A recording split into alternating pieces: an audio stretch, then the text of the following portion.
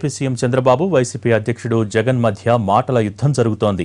దుర్మార్గులు రాక్షసుల నుంచి సిఐఐ యజ్ఞం భగ్నం కాకుండా కాపాడారంటూ పోలీసులకు కితాబిచ్చిన చంద్రబాబుపై నిప్పులు చెరిగారు జగన్.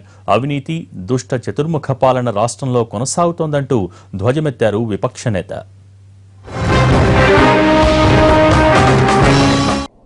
ఆ రోజు కానీ పోలీసులు సరిగా ఏదో దుర్మార్గులు రాక్షసులు వచ్చి యజ్ఞాన్ని భంగం చేయాలనుకున్నారో ఆ రాక్షసుల నుంచి కానీ ఈ యజ్ఞాన్ని కాపాడుకోకపోతే ఈరోజు అపహాస్యం అయిపోయేది.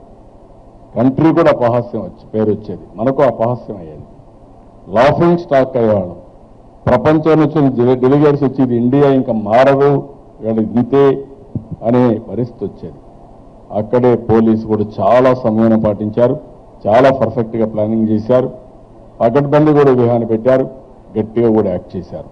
నేను పోలీసును కూడా మనస్ఫూర్తిగా అభినందిస్తున్నా.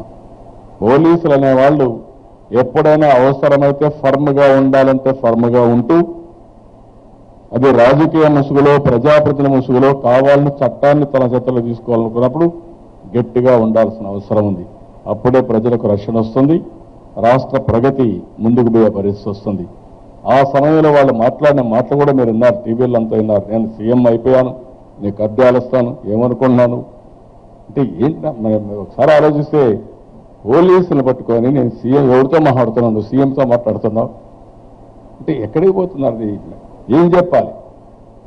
ఆ దుర్మార్గమైన ఆలోచన, లేకుంటే ఆ బిహేవియర్, ఒక అరాచకం, ఇలాంటివన్నీ మాట్లాడితే పాపం పోలీసులు కమ్మన ఓపికగా ఉన్నారు. ఎంత ఓపికగా ఉన్నారంటే అంత ఓపికగా ఉండే పరిస్థితి వచ్చారు. అయినా కూడా వాళ్ళు తిట్టిన తిట్లకి వీళ్ళు భరించారంటే గొప్ప విషయం. కరుడుగట్టిన నేరస్తులు తిట్టే తిట్లకు భరించాల్సి వస్తా ఉంది. ఇవాళ జరుగుతా ఉన్నది ఏమిటి అని అంటే, అవినీతి పాలన జరుగుతా ఉంది చంద్రబాబు నాయుడు గారి పాలనలో. చంద్రబాబు నాయుడు గారి పాలనలో ఇవాళ అసమర్థ పాలన జరుగుతా ఉంది. చంద్రబాబు నాయుడు గారి పాలనలో చంద్రబాబు నాయుడు గారి పాలనలో ఇవాళ అసత్యాల పాలన జరుగుతా ఉంది. చంద్రబాబు నాయుడు గారి పాలనలో చంద్రబాబు నాయుడు గారి పాలనలో ఇవాళ అప్రజాస్వామిక పాలన ఇవాళ రాష్ట్రంలో జరుగుతా ఉంది.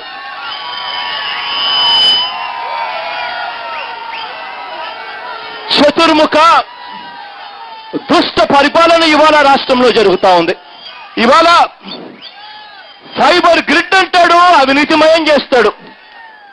ఎర్రచందనం అంటాడు, అవినీతిమయంలో ముంచేస్తాడు.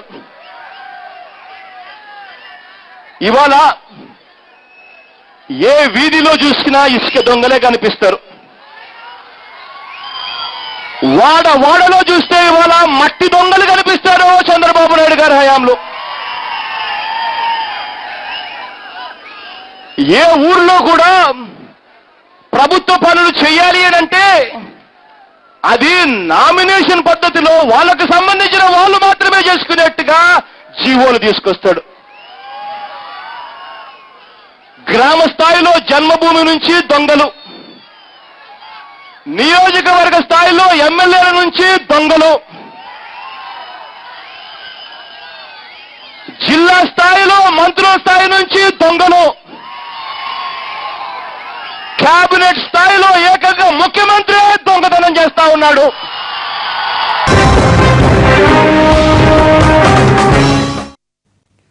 సిఐఐ సదస్సుతో రాష్ట్రానికి ప్రాజెక్టులు, పెట్టుబడులు, ఉద్యోగాలపై ముఖ్యమంత్రి చంద్రబాబు చేసిన ప్రకటనను జగన్ ఎద్దేవా చేశారు. గత ఏడాది కూడా ఇదే చెప్పారని, కానీ ఎక్కడన్నా పరిశ్రమలు కనిపిస్తున్నాయా అంటూ ప్రశ్నించారు ప్రతిపక్ష నేత. ఒక 22 లక్షల మందికి ఉద్యోగాలు, 10,50,000 కోట్ల రూపాయలు పెట్టుబడులు, ఇది ఒక పెద్ద ఎత్తున అభివృద్ధికి నాంది పలుకుతుంది. పోయిన సంవత్సరం మీరు చూస్తే ఈ కాన్ఫరెన్స్ల వల్ల ఏం లాభం వస్తుందనుకుంటే, మనకు సిఏఏలో 328 వచ్చాయి. 4,67,577 కోట్ల రూపాయలు ఎంఓఏలు వచ్చే పెట్టుబడుల కోసం, 9,58,896 ఉద్యోగాలు వస్తాయనుకున్నాం. అదే మరిగా సిఐఐ ప్లస్ ఇండస్ట్రీలో మనం బయటపోయినట్టు కానీ అదర్ లీడ్స్ కానీ మన వాళ్ళు కష్టపడిన సంవత్సరంలో మొత్తం కలిపితే 927 ప్రాజెక్టులు వచ్చాయి. 5,03,978 కోట్ల రూపాయలు విలువ చేసే ఎంఓఏలు చేశారు. 10,05,506 మందికి ఉద్యోగాలు వస్తాయని చెప్పి ఎస్టిమేట్ చేసుకున్నాం. ఇప్పటి గ్రౌండ్ అయినట్టు క్లియర్ అయినట్టు చూస్తే 659. ఇందులో పెట్టుబడులు చూస్తే 2,82,715. అందులో ఎంప్లాయ్మెంట్ చూస్తే 4,15,328. 10 లక్షల కోట్లు పెట్టుబడులు ఆంధ్ర రాష్ట్రానికి వచ్చాయని చెప్పి నిన్ననే చెప్పారు చంద్రబాబు నాయుడు గారు. 2 ఏళ్లలో నిన్న 10 లక్షల కోట్లు అన్నాడు. దీని ముందు సంవత్సరం 4,78,000 కోట్లు వచ్చాయన్నాడు. 2 ఏళ్లు కలిపి ఆంధ్ర రాష్ట్రానికి 15 లక్షల కోట్ల రూపాయలు పెట్టుబడులు తీసుకొచ్చారు అని చెప్పి చంద్రబాబు నాయుడు గారు బొంకాడు.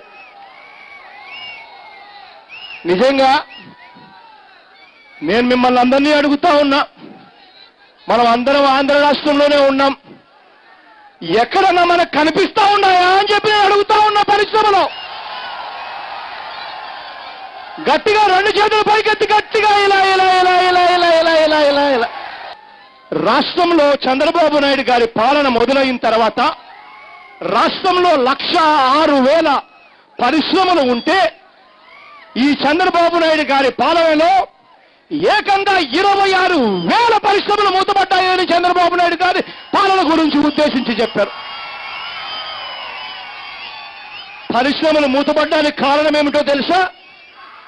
కరెంటు రేట్లు ముట్టుకుంటే షాక్ కొడతా ఉన్నాయని చెప్పి చెప్పారు ఆ రిపోర్ట్లో.